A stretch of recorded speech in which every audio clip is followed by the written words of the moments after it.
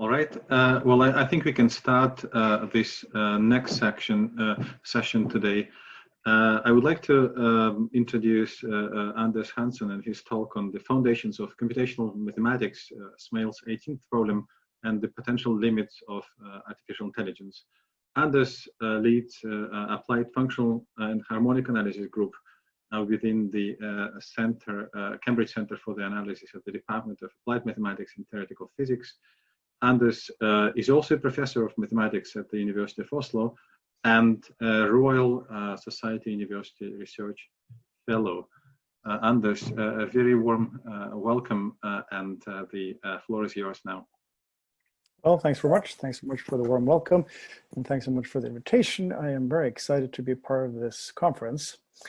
Let me just mention that this is joint work with Ben Adcock, Vigor Antun, Alex Bastunis, Matt Colebrook, Nina Gottschling, Clarice Poon, Francesco Renna, Laura Thiesing, and Werner Vlacic.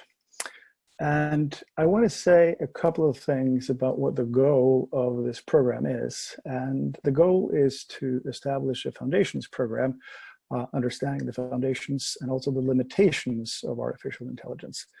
And the question about limitations of artificial intelligence is actually the last one on Smale's list of problems in mathematics for the 21st century. I'm going to talk a little more in detail about Smale's 18th problem later on.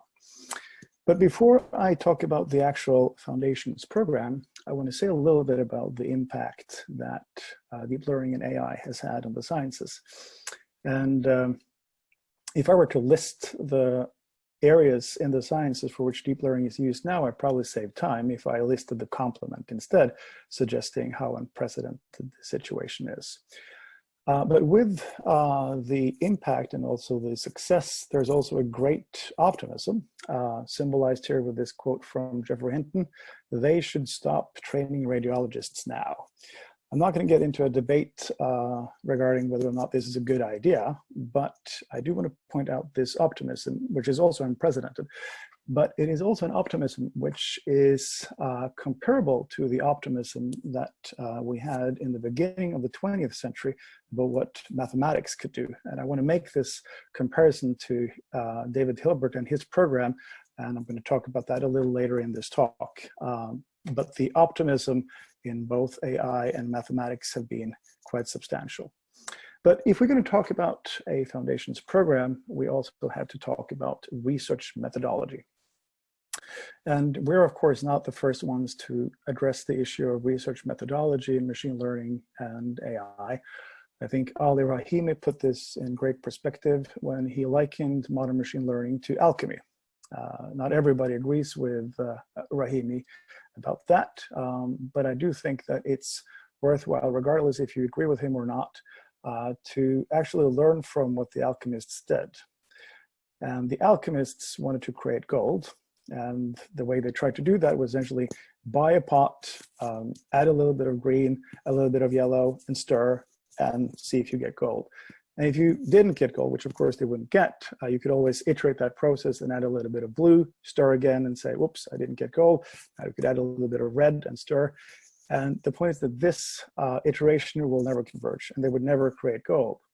And it's important also to realize that this is a research methodology that would not be able to assess its own limitations, because you would never be able to find out that you couldn't create gold in this way. I think that most people would agree that having the information that it's impossible to create gold is very useful, but you need a completely different view in research methodology to figure that out. And that's really what a foundations program is all about.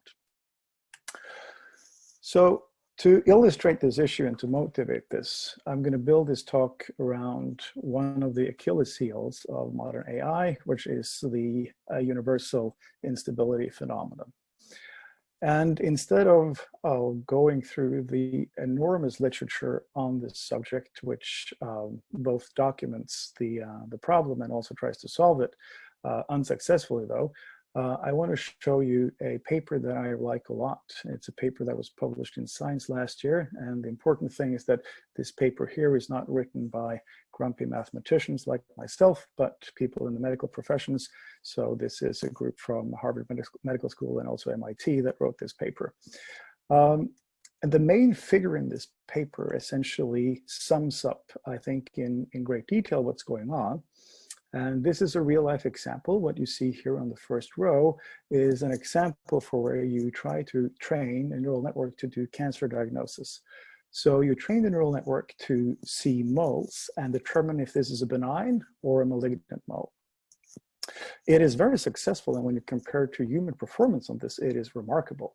However, what happens is that you can add a little bit of noise, which is so tiny that the human eye won't see the difference between these two images. Yet the neural network suddenly goes from being very confident that this is a benign mole, and now suddenly it becomes a malignant with very, very high confidence. Now, this raises a lot of philosophical questions. What on earth does the neural network actually learn? Because clearly it's something different than what the human would think of. But the important part here is the instability.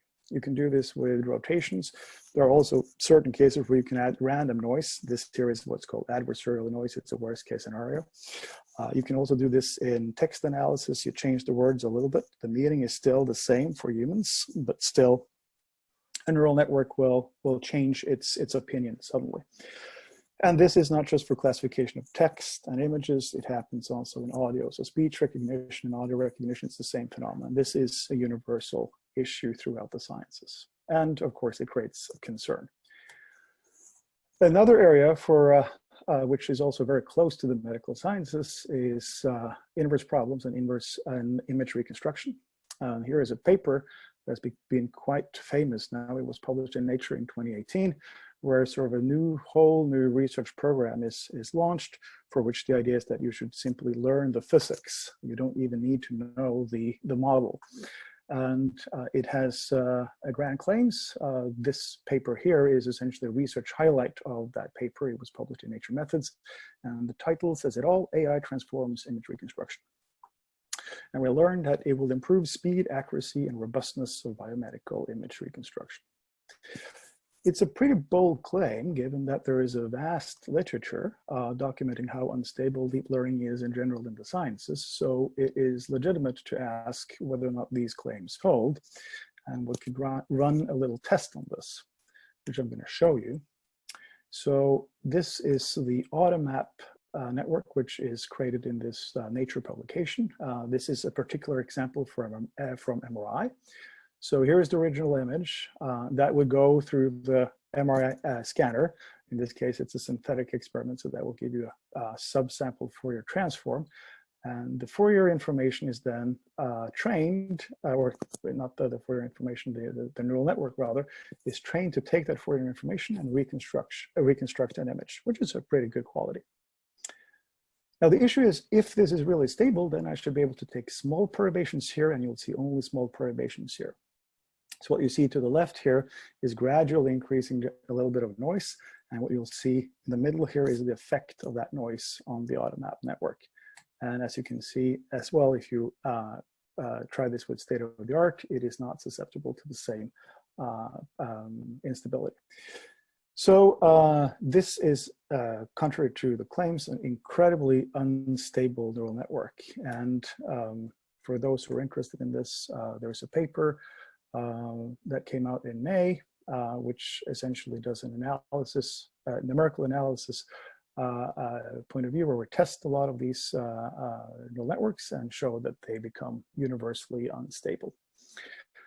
When this paper came out, there was quite a bit of press after the paper, simply because the paper suggests that AI techniques in medical imaging may lead to incorrect diagnosis.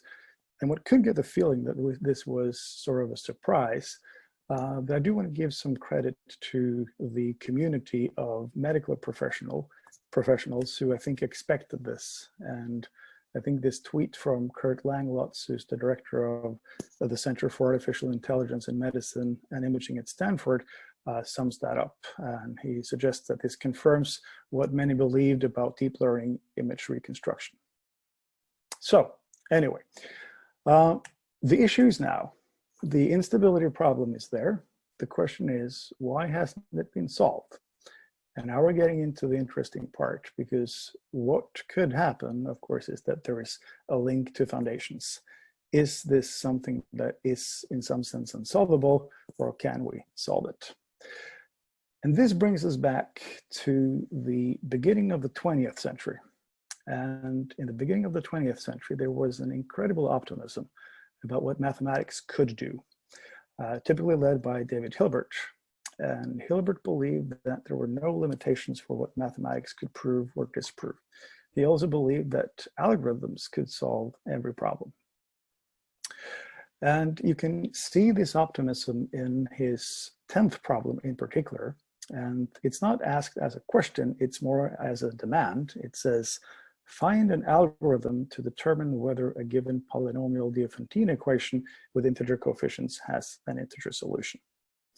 And I'm not going to get into the actual nitty-gritty details about the Diophantine equations. What I'm interested here is the opening of the statement. It is find an algorithm to determine. So Hilbert didn't even consider the case that such algorithms could potentially not exist. It was a firm belief that he had that algorithms could solve any problem. Now, Hilbert was also very well aware that the foundations of mathematics were not established, and that led to what became known as Hilbert's program, which was essentially the beginning of modern logic and also, in some sense, the beginning of modern computer science. But what happened in this program is that the optimism was turned upside down by Gödel and Turing, who showed that, well, there are true statements in mathematics that cannot be proved, and there are, in fact, plenty of problems that cannot be computed by algorithms. So these fine researchers essentially became the ultimate party poopers of the century, turning a lot of the views on mathematics completely upside down. And the irony is that the solution to Hilbert's 10th problem is that actually no such algorithm exists, despite Hilbert's firm belief that it should. The fact that Hilbert was wrong on some of his predictions doesn't make him any less of a mathematician. He's one of the greatest mathematicians ever walked the earth, and he's one of my great heroes. And it should also be pointed out that Gödel and Turing did not slow down mathematics or computer science at all. It actually thrived. And what came out of this was a foundations program that is incredibly rich and incredibly fascinating, and it establishes the limitations of both mathematics and computer science. So that's so much for the motivation. And what we want to do now is essentially address this problem of finding the limits of artificial intelligence. But this is actually not new. It's even a part of, as I mentioned before, the list of great problems for the 21st century, which are the limits of artificial intelligence. And I want to take the following point of view. We want to investigate two types of boundaries. The first one would be boundaries of the methodology, and the other one are universal boundaries. And I'm going to try to explain what I mean by that. So by universal boundaries, that I mean a statement like you cannot create gold. It is impossible to solve. You won't be able to do this regardless. Boundaries of methodology is a different thing. You could have a statement saying that method X cannot solve problem Y, but it could be that there is method Z that can solve problem Y. But what is really crucial is that we do understand a methodology for finding the boundaries of the current methodologies that we have. And I'm going to show you examples of boundaries, both methodological boundaries and universal boundaries on a couple of slides. So what I want to do now is I want to give you a little bit of notation. I'm going to talk about NNs, that's going to be neural networks. The dimension, typically going to be a vector of integers. They're going to determine the dimension of the affine maps. And a neural network is simply a collection of affine maps, which is separated with some nonlinearity. There are more general definitions out there, and that's not really relevant now. All the lower bounds that I'm going to show are going to be true for whatever definition you want of neural networks, and all the upper bounds are going to hold for this slightly more conservative definition. So now I want to show you a theorem that gives a little bit of insight to the question, should we expect instabilities in deep learning? And what this theorem says is that, yes, indeed, you should. In fact, there are uncountably many different classification problems out there, a la, is there a cat in the image? So that you have the following phenomenon. You can take your network dimensions to be whatever you want. These can be as expressive as you want. And you can choose an epsilon here. This is going to be the instability parameter. The epsilon can be as small as you want. It should be less than 1 over k plus m. M is going to be the number of, k is going to be the number of training data, and m is going to be the number of test data. And what will happen then is that there are now uncountably many training sets and also uncountably many classification sets. So that if you now train your neural network like this, you solve this minimization problem, and you do this with your favorite cost function, what will happen is that you will have 100% success rate of the training data and the classification data. However, there will be uncountably many cases for which you misclassify, and these uncountably many cases are going to be only epsilon away from the training data. And mind you, that epsilon can be arbitrarily small. So you're arbitrarily close to what you have seen before, yet you're going to be misclassifying them. But this is not the paradox. The paradox is this. There does exist another neural network on this exactly the same problem, which is both successful and stable. So this is the ball around these elements. So you're stable on the epsilon ball around. And what happens here is that you don't get the good guy for which you know exists. You're getting the bad guy. And the big question is, why do you get the bad guy? And it is important to notice that the instability phenomenon is not that we occasionally get the bad guy. We always get the bad guy, yet the good guy exists. And the question is, why? Is this because there's a fundamental problem in designing algorithms for getting the neural network that we do know exists? And that's what we're going to get to now. Because there is a vast literature out there about how great neural networks are when it comes to do approximation. This is the universal approximation theorem that you all know. The problem is that we don't know how to construct them. So this is the fundamental problem. Suppose now, if you have a neural network that exists as a function of some training data, can you now find an algorithm that can compute this? So in other words, suppose I have a collection omega of training data. I'm going to call that iota. And suppose that for each of these training data, there exists a neural network here with certain approximation qualities. So we know that there is a mapping that can take the training data into the neural network. The question is, does there exist an algorithm that can take the same data and construct a neural network that you know exists? And maybe not to perfectly, but maybe to some accuracy. And what I want to show you now, what I want to show you now is how delicate that question is. I'm going to do that by taking some very basic mappings. So these problems here are optimization problems that are very well known in the literature. They're very well understood. And what I'm going to show are essentially the fact that there do exist neural network that can solve these problems. But the question about how they can be computed is incredibly complex. So I'm going to call Xi here is going to be the sort of the solution mapping to any of these. And what we want to is that we want to design neural networks that can approximate or actually interpolate these mappings completely from some training data. So what I'm given is I have a fixed A, that's my matrix, and then I have a collection of Y's, these are the sort of the measurements, and then I would like to solve this problem. But if I'm going to actually train a neural network to do this, I have to be a little careful because I'm going to do this on a computer. That means that I won't have the luxury of having exact data. I could have simply that my A is a discrete Fourier transform. I have irrational inputs. But this is also going to happen if you run floats, which you will be doing on 99.999% of the software out there. So that means that a rational number like 1/3 is going to be represented as a base 2 approximation. So the best thing you can hope for is that you have approximation to whatever accuracy you want of your Y's and your A, and also approximate solutions to the mapping. That's the best you can hope for. So that will be the training data that you have. And mind you, this is not controversial. This is completely obvious. So this is the information that we're given. And what I'll do is that I have now a collection of elements A with these y vectors.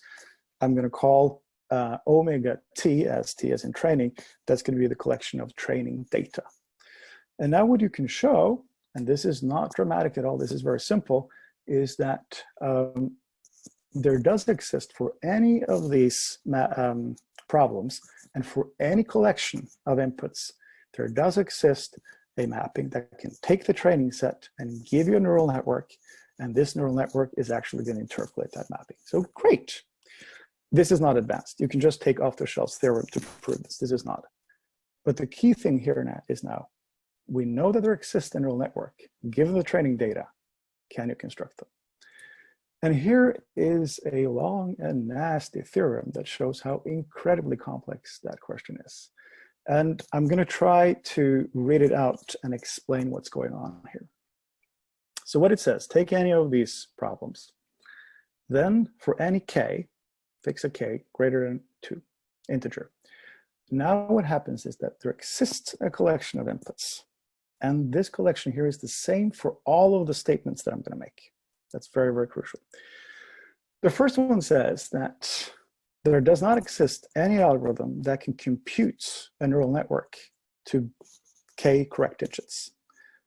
Despite the fact that we just proved that there does exist one that not only can do this to k digits, it actually interpolates.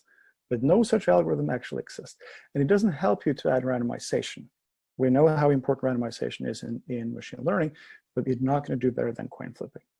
However, if you're a little less greedy, there does exist an algorithm that can do this to k-1 digits on the same input. This is important. You cannot do it to k, but you can do it to k-1. However, any algorithm that's going to solve this problem now will need arbitrarily large amount of training data. So there will be an input for which you need 10 to the 80 data points, or 10 to the 80 to the 80 to the 80. However, if you're a little less greedy and want this to k-2 digits, there exists an algorithm that can do that for all of the problems in this omega. And that you can actually do with few samples, L here, which could be arbitrary. So you're getting, essentially, the problem is you can't do it, but you can do it if you're a little less greedy when it comes to the accuracy. But it might be that it's impossible in practice because you need too much data. But if you're a little less greedy than that again, you will be able to do it with few data. And the important thing here is that fix any k, there exists an omega. So for any number of digits, you will have the same phenomenon. If this is 56 or if it's 2, it doesn't matter. If you actually only wanted this part here, k could be 1. This is chosen here so that you can get this k-1, k-2 effect. And what happens is that this actually solves, well, it addresses the problem or the question rather, can you compute neural networks? And you cannot do that in general. Only for very, very specific neural networks, you can compute them, even though they exist. And that means that in general, theorems that tell you about existence of neural networks will have limited impact on what you're actually doing in practice, unless you can show that here is the algorithm that gives you that. And there will be tons of these cases for which you won't be able to compute. So you'll have the 3 cases. 1, you won't be able to do it. 2, you may be able to do it, but you may need prohibitively large data sets. And 3, you might be able to do it. That's great, but that may not be obvious at all. We have a new paper coming out. It's not in the archive yet, but I hope you will enjoy it. So I'm giving you a little bit of a sort of sneak peek now. And I also want to place a conjecture out, which is that the instability problem is unsolved for the classification problems because we're in case 2. There's simply too much data that you need. I can't prove this yet because it's hard to write down the is there a cat in the image problem as a mathematical problem, but one can write down specific decision problems in imaging for which you can analyze that function. And I hope to be back in about 6 months to prove that this is actually the case, that this is a fundamental barrier regarding the current methodology and the need for data, but that's in the future. Okay, so that was a little bit about the foundations of what can happen when it comes to constructing neural nets, and also linking that to the instability problem in classification. I want to spend the last 6 minutes on discussing why deep learning is unstable in inverse problems, because it's a completely different phenomenon. So to describe the setup here, what I want to do and what the community wants to do is to solve this inverse problem here where A is an M by N matrix, M is strictly less than N, so it's an underdetermined system. And of course, I cannot solve this problem in general if X should be any vector. But if it is in some reasonable domain M1, we can hope that it's possible. I'm going to call the range of that M2. So the problem now is that you would essentially like to take elements in M2 and reconstruct the corresponding element in M1. And the basic way of doing this is that you're given some kind of training data, and you plug that into your favorite optimization problem with your favorite cost function. The cost function can be a lot of different things. Simply just the norm, the distance in the norm is popular. The automap is trained like this. But regardless of what you're doing, what will typically happen is that when you actually solve this optimization problem here on your training data, you're going to get that it does recover it almost. Typically, there's a little perturbation, and that perturbation should be small. And ironically, this is what causes the instability. I'm going to show that in a second. So it's actually this phenomenon here that is the driving force. And here's the theorem. The theorem is very, very simple. What it says is that if you overperform on only 2 images, then you'll get the instabilities. And by overperformance, I mean the following.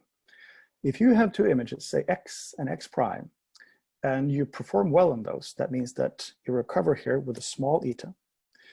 However, if X and X prime are far apart, yet A sends them to something which is close together, so in other words, is less than eta, that's when all hell breaks loose.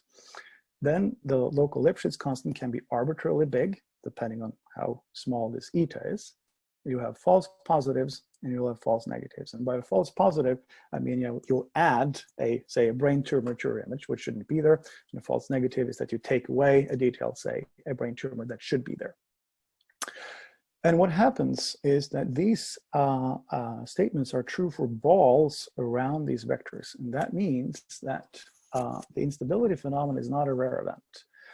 So typically now, if I have very mild assumptions on some random variable, say Gaussian, then one can essentially rephrase the statements on the previous theorem in a probabilistic setting that the false positives and the false negatives will happen with some probability, a lower bound than that, which is not 0. And of course, estimating this is very hard, but you can do this in practice. And I'm going to show you one example here. So this is another MRI. This comes from a very well-established significant group at Imperial College. It's a deep MRI network that they've created. And what we've done here is that we've added the V1 here is Gaussian noise. And you can see here it's really, really tiny. It's very, very small. And the V1 is after 100 trials, and we simply pick the one that gives you the worst reconstruction. You can see this substantial hole that has nothing to do with the actual anatomy of the patient. This is a false positive. Has nothing to do with anatomy, just the instability. If you do this worst of 20, you can see it's a little less of a hole, but it's still there. And this is simply one draw of Gaussian noise. So psi here is the deep neural network, and phi here is a state-of-the-art method which is not trained. And you can see that they do suffer from some artifacts, but they don't introduce this false positive. You can do the same thing with the AutoMap network that was claimed to be very stable. You can see here the random noise which is put into this image is so small that you can't actually see it with the human eye. And this is how you see the effect of the noise. You get a substantial deterioration of the quality of the image. So what actually happens here is that if you don't control this phenomenon, in other words, if your method actually does this, it will be unstable. And this is exactly what happens in the training procedure. And the key thing is that you typically don't know that this happens. So there are images for which you're allowed to get this, but not if they're far apart initially and then get sent to something which is close. And intuitively, this is exactly what happens, right? If you take something which is far apart and A sends this to something which is close, and you have your mapping psi that sends this back here, that takes something which is close and send it to something which is far apart. That's what instability is. So what this theorem simply says is that there must be some kind of kernel awareness in your algorithm. You must know something about the null space, how that operator behaves. If you don't know that, it's going to become unstable. And here's the paradox. The state-of-the-art deep learning methods are not based on that. They're not even based on any assumption on the matrix A. And what is fascinating is that the AutoMap method published in Nature, it's the whole gospel of the paper. You should simply don't need to know the physics even. You should learn the physics. So the suggestion in that paper is that you don't even need to know if it's an MRI machine or a CT scanner. You simply take the measurements Y and try to learn a neural network that's going to give you X from the Y. And that is an example of a methodological limitation. There's no way that this method will ever give you stable neural networks, because there is no inherent understanding of the kernel and what is going on with that matrix. So if you compare this to other state-of-the-art methods that are non-AI based, like compressed sensing, for example, it is the whole basis of the field. It is the robust null space property. It's no magic. You can't do things in compressed sensing if there's no robust null space property. And that's the whole point. These are then inherently used in the algorithm that actually recovers the image stably. So this is an example of what I will call the methodological boundary. And I'm running out of time, so I just want to finish by saying I could have talked about these things for hours. I hope that people are interested in these things and as passionate as we are about them. But if you're interested, we have a new book coming out. So Ben and I have written a book. It's going to be published in the fall. It contains a lot of these discussions here. And with that, I thank you very much for your attention.